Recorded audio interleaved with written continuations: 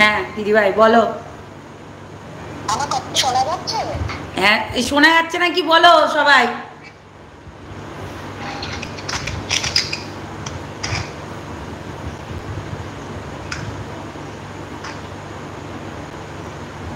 শোনা যাচ্ছে দিদিভাই বলো। হুম শোনা যাচ্ছে? হুম শোনা যাচ্ছে। আচ্ছা, আজকে যে কথাগুলো বলবো সেটা নিয়ে তোমাদের প্রশ্ন অনেক বেশি, এবং তোমরা বারবার প্রশ্ন করেছো দিদি আমাদের গ্রুপ নিয়ে বলো, যেটা বলার দরকার ছিল, কি কারণে আমরা গ্রুপটা করেছিলাম এবং কি কারণে তোমার বিরুদ্ধে দু একজন উল্টো পাল্টা রটাবার চেষ্টা করছে, তাই তো? এটা ছিল আসল কারণ। হুম আর হাবলি ডাবলিকে নিয়ে কালকে বলবো, আরো অনেক তথ্য দেবো যেগুলো দেখলে মানুষের চক্ষু চড়ক গাছ হয়ে যাবে। ওই চোর চিটিংবাজদের নিয়ে কথা বলাটা কালকে বলবো। চোর চিটিংবাজ জালিয়াতদের ও বলছে যুদ্ধ হয় সমানে সমানে, রাজা রাজা যুদ্ধ হয়, ঠিক আছে? তো যাদের আমি চোর চিটিংবাজ মনে করি তাদেরকে তো মানে প্রতিপক্ষ ভাবাটাই আমার কাছে অনুচিত। যাদের শাস্তি নিশ্চিত করে রেখেছি তারা সারা রাত ধরে লাইভ করবে, বলতে বসবে, সেটা নিয়ে আমার বলার কোনো জায়গা নেই।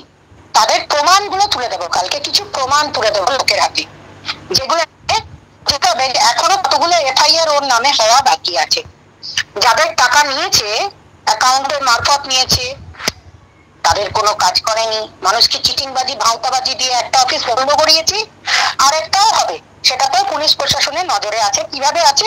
কোতোয়ালি থানাতে ফোন করবেন, কোতোয়ালি থানায় ফোন করে ফিডব্যাক নিয়ে নেবেন, কারণ নিজের নিজের লোকাল এলাকার থানা বলতে পারবে মানুষ। হুম, যাই হোক, এবার আসি আসল কথায়। দুদিন খুব খুব ব্যস্ততার মধ্যে আছি। আজকেও ধরিত্রীকে সকাল থেকে বলে রেখেছিলাম, আজকেও আমার খুব ব্যস্ততা যাচ্ছে। কালকে পুরোপুরি তোমাকে কালকে লাইভ নেওয়া হবে, তুমি ধৈর্য রাখো। আসল কথা হচ্ছে, দুটো উদ্দেশ্য নিয়ে গ্রুপটা খুলেছিলাম।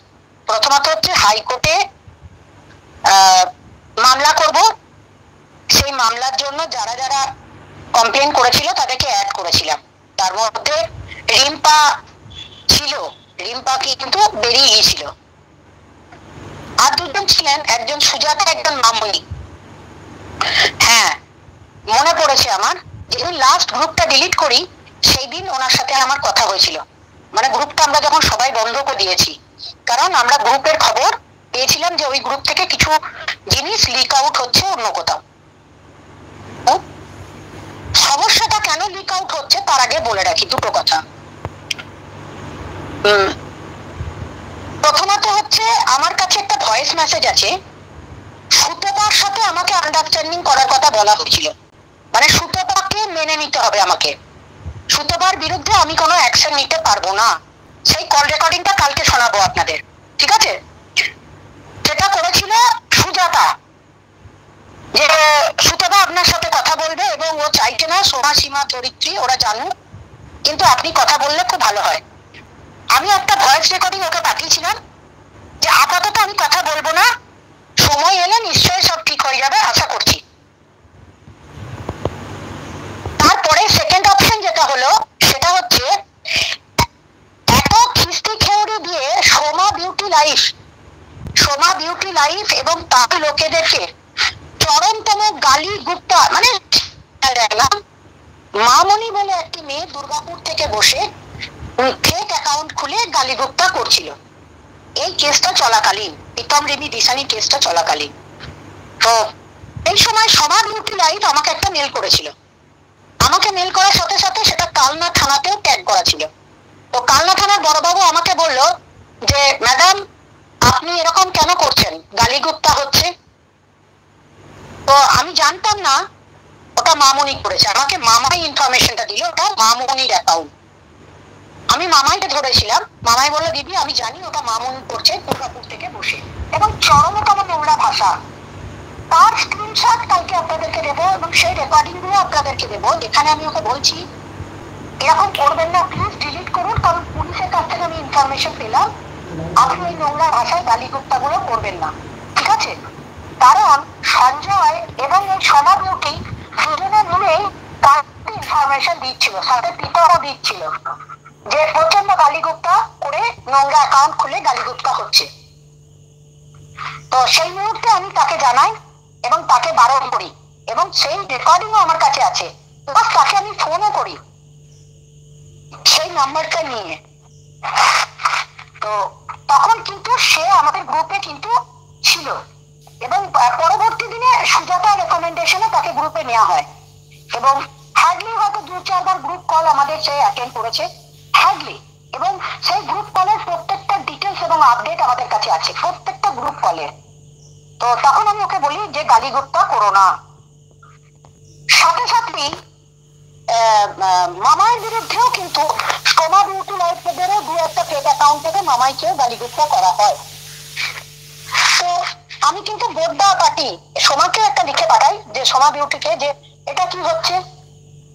তো বেশি কিন্তু আমার কারোর সাথে আর কিছু হয়নি, এবং সেই গালিগুপ্তার জন্য আমার লাইভে ওই ধরনের নোংরা মহিলাদের আমি উঠতেও দিইনি, মানে তুলিনি, যারা ফেক অ্যাকাউন্ট খুলে নোংরা নোংরা ভাষায় চিস্তি খেউরি করে ভিডিও নামিয়েছে।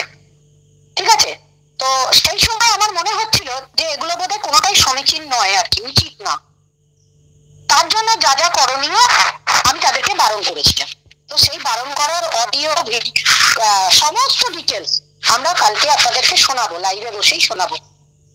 তাদের চিন্তা ভাবনা, আমি হয়তো সোমা বিউটি লাইভের সাথে হাত দিয়ে নিয়েছি, কারণ এই সোমা বিউটি লাইভটা একটা গ্রুপ আছে, সেখানে কবিতা ভট্টাচার্য আছে, সঞ্জয় আছে বোধহয়, তাদের সাথে জানি না কে কে আছে, এবং কয়েকটা টিচার আছে। তাদের সাথে মামাইদের একটা দীর্ঘদিনের লড়াই ছিল, এবং এই লড়াইয়ের জন্য কিন্তু মামাই কিন্তু জানতো, কারণ কবি আমাকে সোমা যা পাঠিয়েছিল আমি ডিরেক্টলি মামাইকে সেগুলো ফরওয়ার্ড করে দিয়েছিলাম। তারপর সোমাকে আছে, মামাই তুমি এটা দেখো, তার সেটা মামাই কিন্তু ভিডিও নামিয়েছিল। এবার আসি আসল কথায়। দুটো উদ্দেশ্যে তারা এখন বসে পড়েছে, ওই এই ভণ্ড সমাজসেবিকা, ভণ্ড যদি আমি হব না, তাহলে ভণ্ডামিটা সারা পশ্চিমবাংলা থেকে কয়েকশো নয় কয়েক হাজার এফআইআর বা কেস, একটাও কেস যদি তারা দেখাতে পারে খুশি হব, কারণ নেই, কারণ প্রত্যেকটা কেস চ্যালেঞ্জ করেই আমি জিতে গেছি। আমার ভণ্ডামিটা আপনারা এতদিন সামনে দেখতে পাচ্ছেন। আর এর আগে সোশ্যাল মিডিয়ার মধ্যে আমি খুব সোশ্যাল মিডিয়া জগতের লোকও না, আর আবারও বলছি চ্যানেলটা সম্পূর্ণ চালায় চরিত্রী সোমা সীমা এরা। তো প্রথমত আমি সুতোবার সঙ্গে হাতও মেলাতে পারবো না, হাত দিয়ে কোন সোমার বিউটি লাইফকে প্রেফার করছি বা মামাইকে করছি না, বা একে করছি বা ওকে করছি না, এই ধরনের কোনো ঘটনা আমার কাছে নেই। ঠিক আছে, এর যে হয়তো দিদি হয়তো দিদির কিছু, আচ্ছা আজকে 4 দিন ধরে আপনাদেরকে খালি বলছে এই আছে ওই আছে, তো একবার বলুন না, একটা সামনে নিয়ে আসতে। আমি তো বলছি কালকে সব কটা শোনাবো, সব কটা আমার লাইভে আপনারা শুনতে পাবেন। মামাইদের কোনো দরকার নেই, মামাইদের নিজে ইন্ডিভিজুয়াল এবং যথেষ্ট ভালো কাজ করে। মামাই যেটা করণীয় দরকার ছিল সেই সময় আমাদের থেকে কাউন্সিল দরকার ছিল, 3টে ছেলে নিজেদেরকে স্টার ভেবে নিয়ে বর্তমান সমাজ ব্যবস্থাটাকে ঠিকমতো করে চিনতে পারছিল না, তাই আমাদের যা যা করণীয় ছিল সেগুলো আমরা করেছি। এর বেশি আমাদের কিছু পাওনা নেই, কোনো কারো কাছ থেকে কিছু পাওনা নেই। এখন প্রত্যেকে নিজের পথে আছে, ভালো ভালো কাজ করছে, সুতরাং তাদের সম্বন্ধে আমার বলার কিছু নেই। তবে হ্যাঁ, চুঁচড়া থানা কিন্তু পুরো নজর রেখেছে, এবং কালনা থানাও নজরে রেখেছে। যদি যারা যারা নতুন করে কন্ট্রোভার্সি শুরু করবে এই কেসে তারা পার্টি হবে, কারণ এখনো চার্জশিট পড়েনি। 2টো থানাতেই কেস হয়েছে, এটুকু বলতে পারি, 2টো থানাতেই কেস হয়েছে, এবং 2টো থানাই কিন্তু সম্পূর্ণ নজরে রেখেছে। কে কি বলছে কে কি করছে সেগুলোকে তারা পুট করবে, থেকেও ডাক পড়বে যে তারা কেন বলছে, কি কারণে বলছে।